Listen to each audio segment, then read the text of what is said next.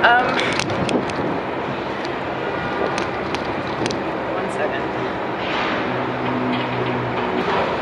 I feel very awkward because I've never shown my film for an audience before, and I'm not sure if I really like it. And I don't know, it's just difficult for me because I can't see with pure eyes anymore. So I just see all of the things that I failed to get and that I failed to achieve. And I think it was a wonderful learning experience for me. But I think some of it's just cheesy. It was a really difficult shoot.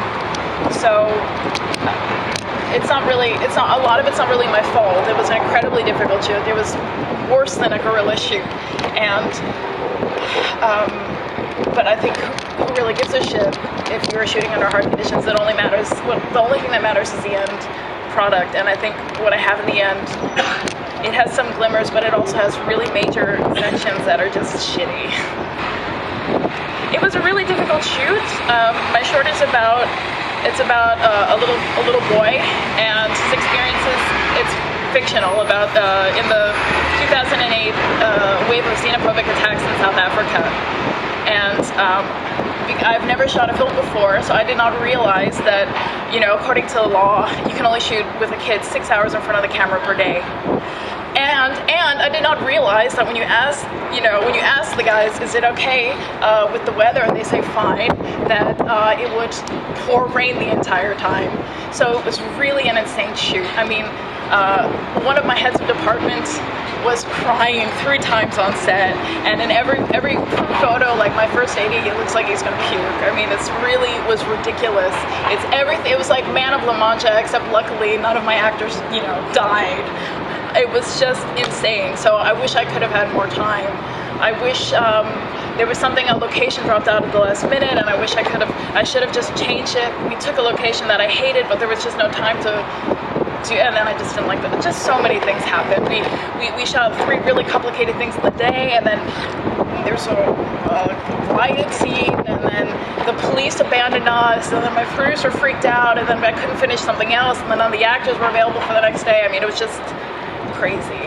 By way of backing up, how did the idea come to you? That's a really long story. I guess there's selfish reasons and there's humanitarian reasons. The selfish reasons are that I wrote an adaptation of a novel about hunger and war for a production company, and then they really liked the script, and then they wanted to test me out as a director, which was incredibly generous of them. And so, of course, I would say yes. And the only caveat was it had to be about kids, or at least a kid in Africa, preferably South Africa. And so I was just looking for something that moved me, and I decided I want to take an urban story and not a village story, because I just personally think village stories have been really overdone, and I thought African cities are kind of more interesting to me because they're just more inherently dramatic. There's a crush of people living in terrible circumstances. There's a huge gap between rich and poor, slapped right against each other. There's a dynamic that's totally different from the villages. This is too long. From the humanitarian aspect, I chose this immigration story. Probably the biggest reason is because my mom is an immigrant, and she was starving in North Korea, and she kind of escaped, and she's made so many sacrifices for me, and I always thought that was incredibly heroic. And when I was traveling through Africa, I just met all these little kids, and their hearts are incredibly open. They're always so hungry for love, and they run up to you and they wrap their arms around you, or they cry on you. And then I heard this story about what was going on in South Africa, which basically nobody knows about around here, and it just kind of like really saddened me and upset me. And just to think, how do you go from a child who is so full of love to being somebody who will kill, your neighbor that you've known for years? and the fact that nobody wanted to talk about it. And I grew up in New York during the time of like the Rodney King riots and the problem with, you know, Korean greengrocers and blacks and whites in New York, and I just felt like it's because of artists like Spike Lee or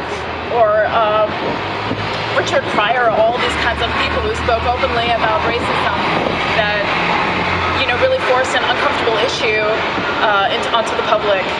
And I think that it's very healthy sometimes to talk about things that you're not comfortable with. And I am very concerned about how this short will be received in South Africa, because I know a lot of people. I very much understand that people want to see positive images of South Africa, and I absolutely agree, but I also think that it is an important issue. You know, I think it's very naive to think that you'll make a difference in the world with a short film. And that, I guess, goes back to selfish reasons. I think these are the kind of issues that interest me, and this is just my warm-up. This is just I'm still doing piano drills, you know what I'm saying? I don't even have, my business card doesn't say director. Maybe it was a slow year, I don't know. But these are the issues that I'm interested in, and in the process of making this film, I think it fed myself more than the audiences, you know. I met so many people, we went to some of these areas, we shot xenophobic riots exactly where they occurred 2 years earlier. And then it really is like art imitating life. If you can imagine something like that, you have hundreds of people from the neighborhoods, you know, standing around while you're like smashing things and you're singing a song about setting immigrants on fire, and there were even babies, you know, dancing because they knew the lyrics and they knew the song. And so for me to have contact with these people, it taught me so much about the world and human nature, and I think that I definitely gained more than audiences will, because I'm just being honest, it's a short film, not that many people will see it.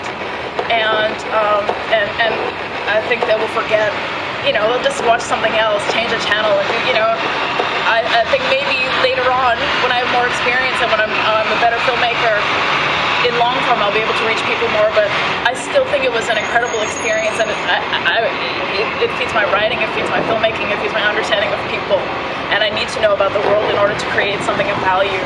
So, yeah, first I have to grow myself, and then I can worry about giving something to the world. Was there potential risk of violence on set just 2 years earlier? Well, it was 2 years earlier, yeah, of course. We sang the song, and some people were really supportive, and then, but the police freaked out, because we shot a riot, a looting, and a beating in the same day, and it was pouring rain, and it was just, I couldn't get wide shots, like, what was I saying? About shooting the same place. Oh yeah, you said it was danger. Yeah, and then they sang the song, and that's when the police freaked out and abandoned us. And then we were planning to go inside for the beating at the end of the day, but then my producer said we'd leave and we'd come back tomorrow. And then like half of the actors weren't even available for the beating, so the beating is not shot the way I did all these boards, and then I had to just shoot it really like boringly. Yeah, and then in one of our locations, somebody, you know, a woman was killed at 9 a.m. on a Monday morning, a white woman, like, but I traveled through Africa. I think the biggest thing is people don't understand these people, and people don't realize that these people... What people don't understand what people? Rich people don't really understand poor people, I would say. There's so many misconceptions and talking down, and I find that really offensive. I traveled all through Africa, and yeah, people really talk down, and they don't realize that poor people have an incredible amount of pride, and they also have an incredible feeling of injustice. And I know, because my family was really poor, it's painful and upsetting when all the doors are locked are blocked to you, and somebody who maybe you work 10 times harder than them, the doors are open for them by coincidence, because they happen to be born to a different family. And so I think when people hear a story like this, it's very shocking and upsetting, but what I really wanted to do is to put a human face on it, and to I hope that I at least show that there's also a tremendous warmth in this community, and I made it gray. I think right now it's very black when you hear these stories, and hopefully there's really beautiful people and there's really ugly things that happen, and it's a crazy mix, and that's what I mean by the city. you have a crazy mix of personalities, and they're all crammed together in a small amount of space, and they're all struggling, and so things happen, shit happens, and this really got out of hand. But I certainly don't want to blame anybody. So, yeah. Right on. So, thank you. Okay, I think this is the first one, and the first one I think is probably going to be the best one. what is that?